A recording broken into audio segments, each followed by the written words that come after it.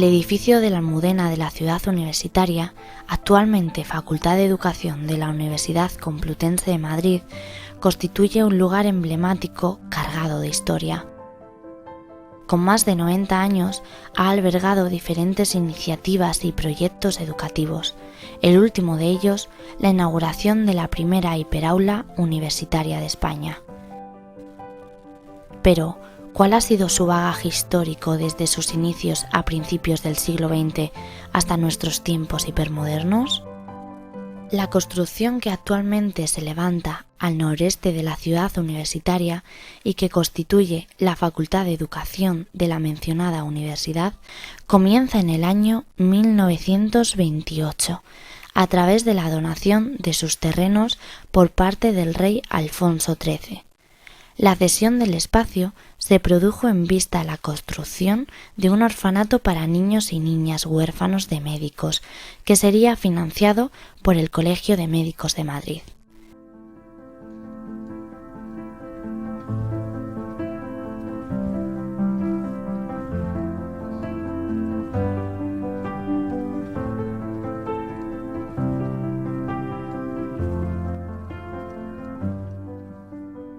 La dirección de la construcción estuvo liderada por el arquitecto Joaquín Roji López Calvo y contaba con el apoyo del doctor Carlos María Cortezo como principal valedor y promotor. Lo primero de todo es ubicar este centro en Madrid. ¿Dónde está ubicado en Madrid? En el extrarradio. El extrarradio es la zona de Madrid que va entre el ensanche y el límite municipal.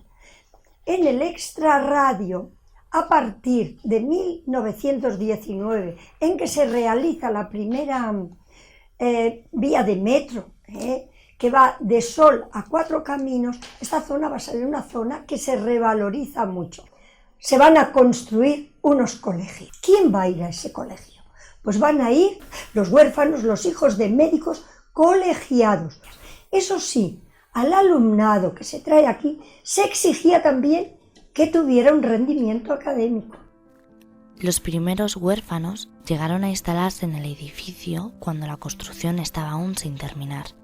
Allí, los niños y niñas que ingresaban recibían clases de primera enseñanza y si mostraban capacidad pasaban a cursar sus estudios en institutos, escuelas y universidades de enseñanza secundaria y superior. El colegio también ofertaba cursos de mecanografía, taquigrafía, idiomas y contabilidad para jóvenes de edades comprendidas entre los 14 y los 18 años.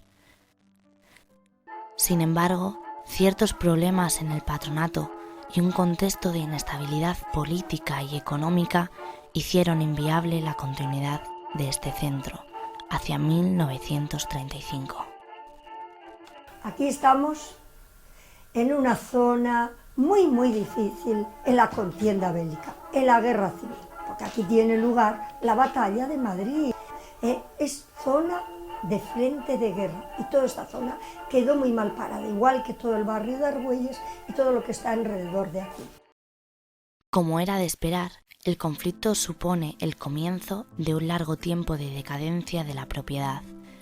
El proyecto de un orfanato moderno, amplio y capaz de albergar y formar a un importante número de niños y niñas ya no sería posible en el noreste de la ciudad universitaria. Una década más tarde, en 1944, la delegada nacional de la sección femenina, Pilar Primo de Rivera, solicitó al entonces ministro de Educación Nacional, José Ibáñez Martín, los terrenos del antiguo Colegio Príncipe de Asturias, para crear una escuela nacional de especialidades que albergase los servicios de sanidad y educación física. El objetivo era intensificar la misión formativa de la mujer. Este centro, a partir de la Guerra Civil, tenemos ya que contextualizarlo, al menos desde mi punto de vista, de otra forma. ¿Qué se va a traer aquí? ¿Qué función va a tener? Pues esto hay que enlazarlo totalmente con la rama femenina de Falange.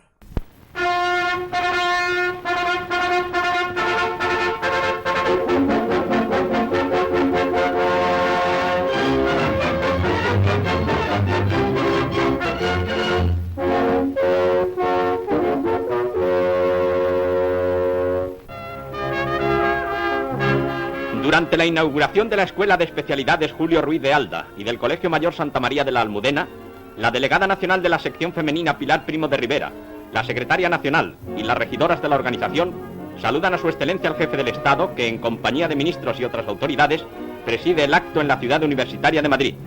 La Escuela de Especialidades Julio Ruiz de Alda tiene una capacidad para 600 alumnas y el Colegio Mayor para 150. Con las directoras de ambos centros, recorre Franco las clases en pleno funcionamiento, entre ellas la de gimnasia.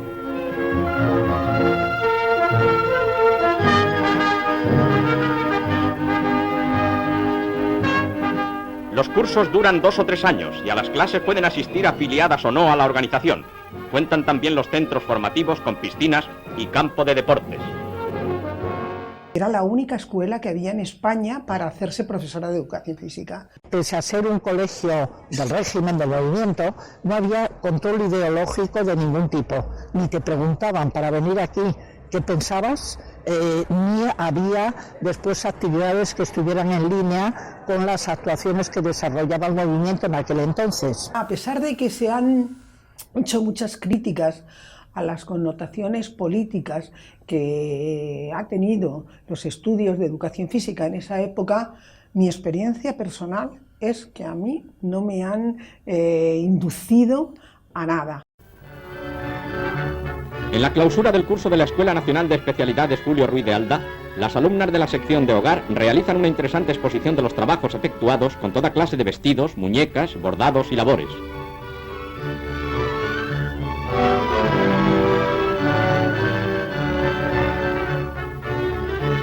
En los exámenes de medicina, las alumnas enfermeras obtuvieron 14 matrículas de honor. La delegada nacional Pilar Primo de Rivera preside la entrega de diplomas a 89 alumnas de la primera promoción, que comprenden 6 especialidades. Las del curso de Educación Física realizaron diversos ejercicios y pruebas deportivas que pusieron de manifiesto la perfecta preparación de las que serán profesoras en los centros de enseñanza de toda España. Como alumna era agotador, porque teníamos clase desde las 9 de la mañana hasta las 9 de la noche. Entonces las clases se sucedían entre asignaturas teóricas y asignaturas prácticas. En las prácticas, lógicamente, pues estábamos en los gimnasios que había abajo, las pistas polideportivas que hay fuera. Luego, posteriormente, ya se hizo el polideportivo que actualmente existe en el edificio. La Escuela Julio Ruiz de Alda constituye la parte femenina del INEF, centro reconocido para la formación y perfeccionamiento de este profesorado femenino, de acuerdo con la Ley de Educación Física promulgada en diciembre de 1961.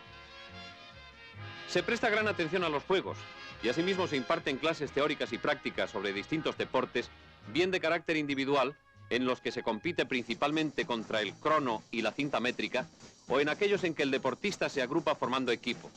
Cada asignatura tiene señalado un determinado número de horas semanales. Las alumnas han de escoger, de forma obligatoria y optativa, una especialidad, en cuyo caso la instrucción es más intensa.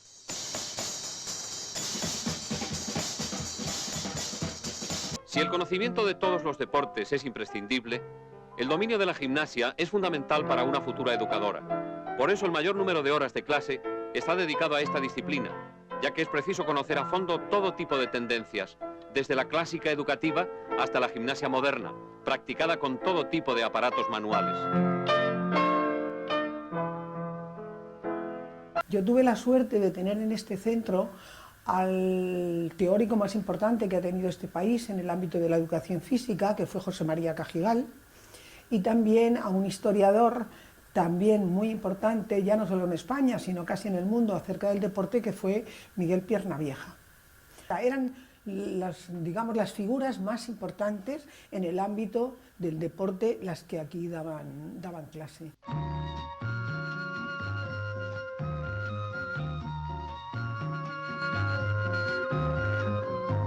Todos los años, allá por el otoño, llegan a Madrid, desde los distintos rincones de nuestra geografía, muchachas que a lo largo de 4 cursos, mediante las prácticas y estudios precisos, se habrán de convertir en profesoras de educación física.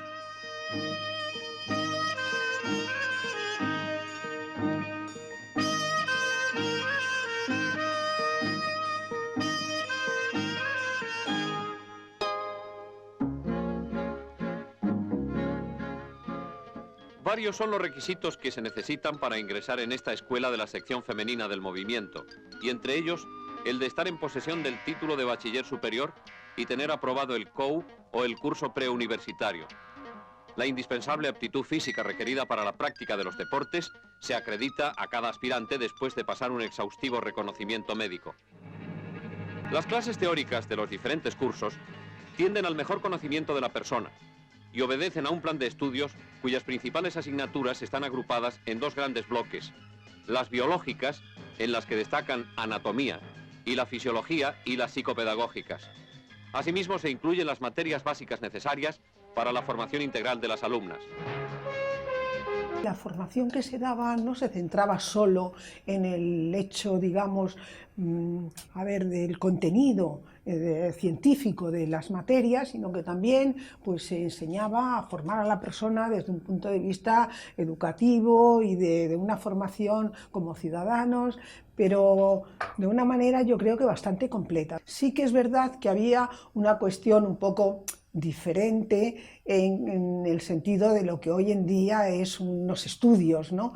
Y es que había oraciones por la mañana y oraciones por la noche. Había una capilla aquí, por cierto, muy grande, que ha quedado muy reducida, y entonces sí que teníamos todas oraciones, y fundamentalmente se hacía una parte que, bueno, pues era de reflexión diaria,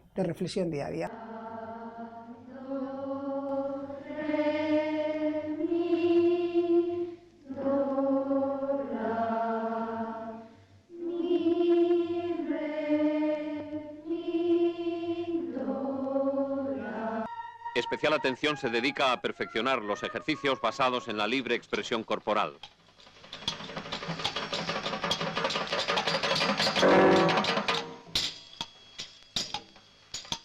Las 200 alumnas, futuras profesoras de educación física, conviven en el mismo centro de formación de especialidades con otras muchachas españolas que realizan estudios para titularse en ciencias domésticas, auxiliares técnicos sanitarios o de asistentes sociales, y asimismo con las alumnas del Colegio Mayor Santa María de la Almudena.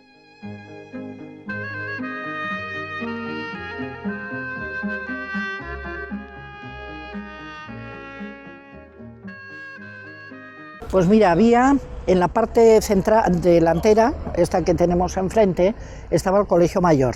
Eran 3 pisos, 6 pasillos, y habría un total pues de 15 habitaciones en cada uno. Te mezclabas con gente de distintas carreras, de diferentes niveles de edad, de todas las regiones de España. Esto era un hervidero de gente y de cultura. Había algunas veces que había tertulia, por ejemplo, bueno, si había algún acontecimiento social o político, bueno, pues se reunía la gente en una salita, pues tertulia, y después venía la tertulia de la noche ya en las habitaciones, que ahí hablábamos pues ya de lo divino y de lo humano, y entonces hablaba de alguien más concienciada que nos ponía a leer El Capital de Marx, hasta gente que contaba, bueno, pues experiencias no sé, de que había sido maestra en algún pueblo, y entonces nos contaba anécdotas de allí, nos descubrió una España que muchas no conocíamos, y fue un espacio de convivencia muy importante, yo creo que en la vida de todas las que estuvimos aquí en el Colegio Mayor. Callada pero tenaz es la labor llevada a cabo por este centro desde 1957, fecha de su creación, hasta 1974. En este espacio de tiempo han salido 17 promociones, titulando cerca de 1000 profesoras. Además, la sección femenina, desde 1940, ha extendido títulos a diversos niveles y grados. Gracias a esta tarea puede asegurarse que el conocimiento de la educación física ha llegado hasta la última aldea de nuestro país. Desde la aprobación de la Ley de Educación Física de 1961 hasta el inicio de la actividad docente en el INEF de 1967, la escuela femenina fue protagonista de la evolución de la educación física a nivel nacional y escaparate internacional de los planteamientos educativos y técnicos adoptados al hilo de las nuevas corrientes teóricas que se estaban implantando en Europa y en el mundo sobre la educación física y el deporte. La vida del edificio de la Almudena no fue ajena a las profundas transformaciones políticas que acontecieron en España en la década de los años 70. La desarticulación entre 1975 y 1978 de las principales instituciones del régimen franquista, llevado a cabo tras la muerte del dictador, tuvo un impacto directo en el edificio. El Real Decreto 23/1977 del 1 de abril de ese mismo año declaraba en su artículo 3 que todos aquellos organismos dependientes de la Secretaría General de Movimiento que desarrollan funciones de carácter social serán transferidos a la esfera de la administración pública. En consecuencia, los centros formativos ubicados en el edificio de la Almudena quedaron desmembrados y sujetos a la normativa de diferentes órganos de la administración. Hubo muchas críticas por parte de antiguas colegialas, escribieron en la prensa, protestaron, pero bueno, les sirvió de poco. A partir de entonces ya era un colegio universitario que iba a gestionar la Universidad Complutense. Yo estuve aquí hasta que realmente desaparecieron las escuelas, que fue en el año 77, con la desaparición de la Secretaría General del Movimiento, que era, digamos, la tutela superior de todos los centros que había en España. Y entonces ya nos trasladamos directamente al INEF, esta escuela. ¿Qué va a pasar con este centro? Esto era un colegio mayor, la Complutense está ahí detrás, la universidad, y aquí se instalaron oficinas, secretaría, una secretaría de la Universidad Complutense. Finalmente, toda esta reestructuración conllevó al progresivo deterioro y abandono del edificio principal, aunque su pabellón deportivo seguía usándose para diversas competiciones universitarias. Asimismo, el gimnasio ubicado en la planta baja siguió operativo y los campos de baloncesto, de hockey y la piscina sirvieron como campo de entrenamiento y como espacio abierto para el disfrute de los vecinos de Madrid. En cuanto al aula magna y algunas estancias que quedaban disponibles, se utilizaron ocasionalmente para albergar a algunos estudiantes de enfermería. Fue un proceso un poco convulso de la parte de enfermería porque hubo que hacer seguramente muchos ajustes y que duraron varios años de las antiguas escuelas de ATS, tanto masculinas como femeninas, porque antes estaban separados, en un centro único universitario, mixto, lógicamente, y la Universidad Complutense apostó por tenerlo. El ambiente de la facultad en este momento era poco porque era un sitio que a los profesores y a la propia estructura de la universidad también estaba impuesto. Había muchos sitios que no se podía pasar del edificio, y eso que éramos estudiantes y nos intentábamos saltar por todos los lados. Dentro del edificio era en la parte de la entrada, que hoy tenéis mesas de esto donde los alumnos se sientan, era un edificio estilo clásico y entonces había mesitas con sillones en diferentes sitios. Teníamos un piano, bueno, lo tenía el aula magna, en el cual el pobre piano creo que lo tuvieron que tirar porque lo debimos de desafinar completamente, porque todo el mundo toqueteaba el piano. Y bueno, pues hacíamos cosas divertidas, nos jugábamos porque había veces que parecía que había una especie de medio escenario montado, que no era cierto porque allí no había nadie nada más que nosotros. Y entonces jugábamos allí dentro del escenario, montábamos bailes para nosotros, hacíamos de todo lo que se puede uno imaginar en un salón de actos, pues allí hacíamos de todo. La década al principio de los 90, nosotros formábamos parte de la Facultad de Filosofía y Ciencias de la Educación y teníamos la ubicación en el edificio de Filosofía B.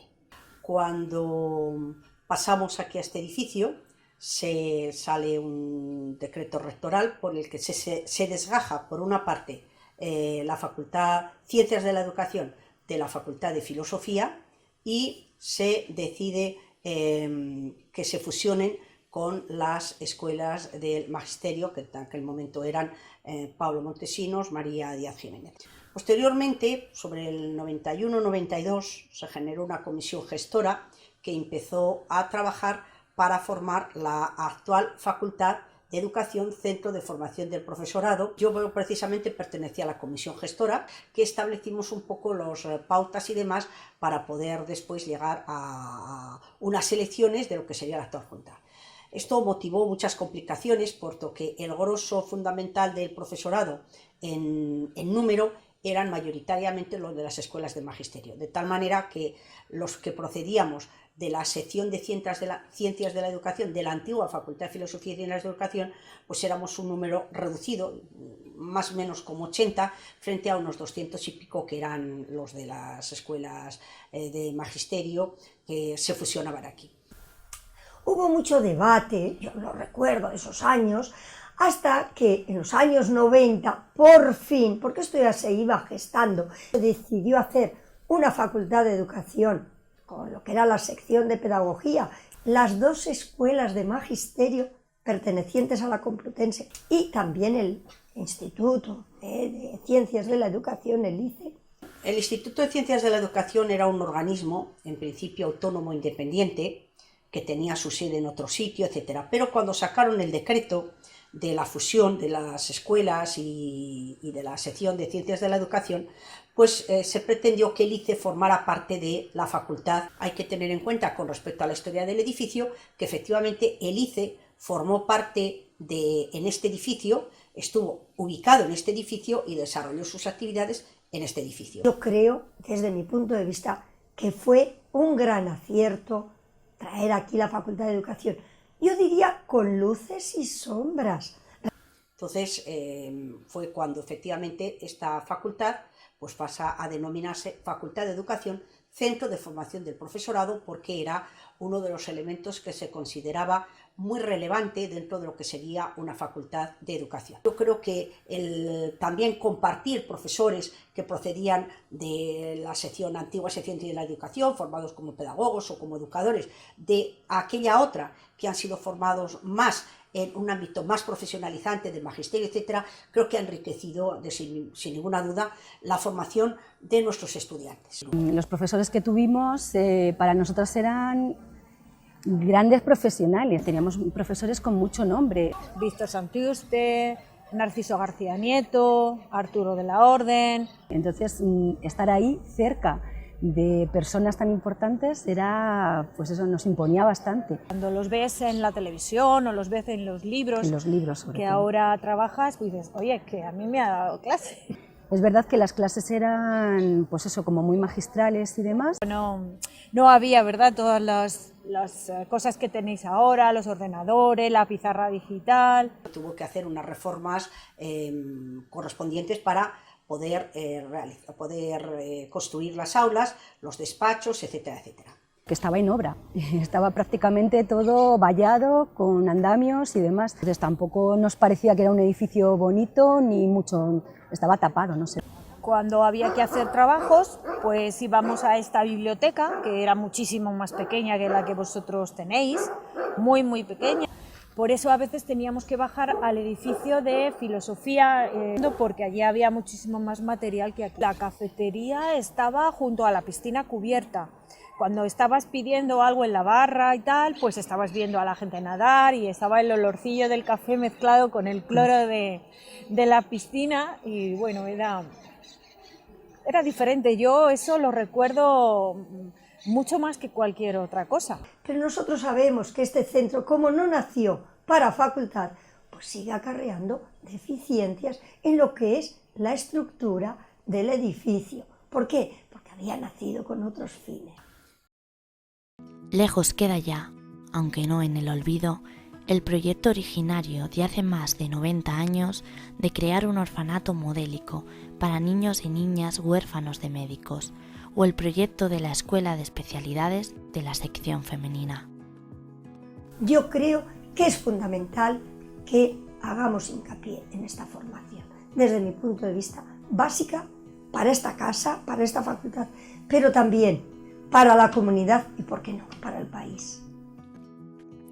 El edificio de la Almudena encara el incierto siglo XXI con nuevos desafíos. Así, la inauguración de la hiperaula es un síntoma del deseo de mirar de frente el presente y el futuro pedagógico. La mirada al pasado de hoy no volverá a ser nunca más la misma. De ahí la importancia de observar con atención la huella del pasado del espacio que habitamos.